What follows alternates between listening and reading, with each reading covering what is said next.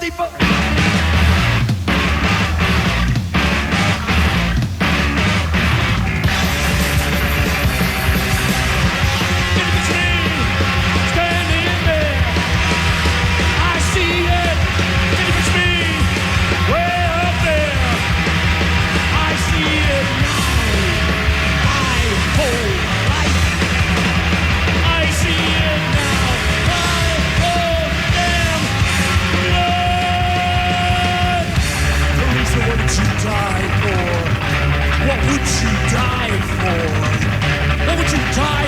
Teresa, what would she die for? Teresa, give me that knife!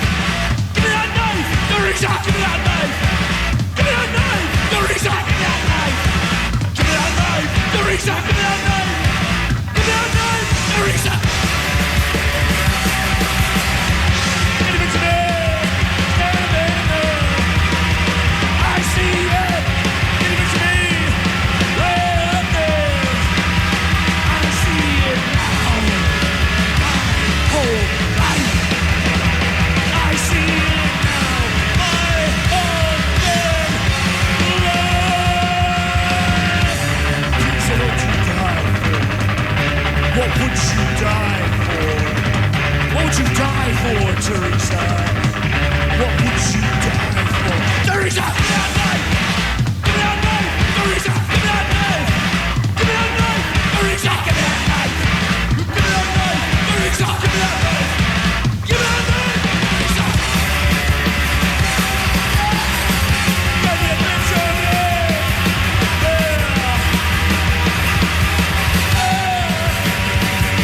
almost there!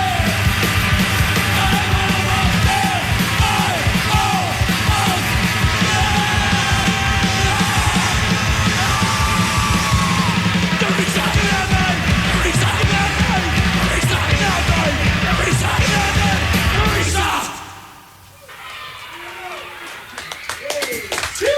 Even kort als krachtig en heftig uit Canada hier in de studio Nomeansno. Of is het Nomeansno? Ik praat eventjes met Rob Wright en John Wright, de twee gebroeders die respectievelijk te horen zijn op bas en op drums. You come from Canada. Canada has a reputation of being a dull, boring country. Is that so? Yeah, so that's absolutely true. It is a real dull, boring country. It all depends on what you call boring. If you call bears and moose and huge trees and a lot of nothing boring, well, you're absolutely right. However, you find that really exciting, boy, it's going to be the best place you ever found. Okay. How would you characterize the music scene in Canada? Can you speak of a music scene in Canada? I think it's more or less the same as all the Western countries. You have your pop and you have your underground. There's actually quite a thriving music scene on the West Coast in Vancouver. I like it better than the East Coast myself, but then again, I'm from the West, so... There's a lot of good bands in Canada, SNFU, DOA. There's tons of good bands, actually, for such a small country. I don't know quite why. It's just a better support system of places to play and people helping each other and stuff like that. So it's quite good to play in Canada, really good. Okay. You once described your music as high-tech, jazz funk, art punk, minimalist, high-volume groove rock. Does that definition still stand? No, we've junked that one. We now call it one block from rock. But do you feel part of a scene, underground or hardcore? Or? We're part of the scene in terms of we play in a certain milieu and in a certain circuit. And we've always played music that's a little different from the people around us.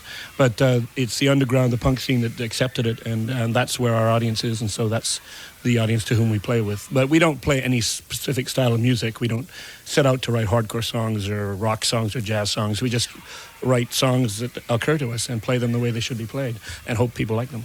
So, and part of it is that you play them very loud. Yes, extremely loud. We have two bands that we pat ourselves off. The Ramones and the Residents. So it's got to be really weird and really loud. Could you explain the title of your last album, Small Parts, Isolated and Destroyed? Well, it's just a sort of a cold-blooded look at how people are tamed. People are animals who are tamed by their society. They're put into uniforms. They're taught to behave a certain way and to think a certain way and to live a certain way. Really? Yeah. especially no, I won't say that. But this is all well and good. You've got to have some order. But people inside are all individuals, and they all have their own ways of doing things. And to be cut and dried like that is a bit like being sliced up like a piece of meat in a way. And for some, it's worse than others, right? So this song is basically about that. It's about being cut up and stuck into a slot, whether you like it or not. And in the end, you get flushed down the toilet a lot of the time. Okay, you're gonna play another song of your last album. Which one is that?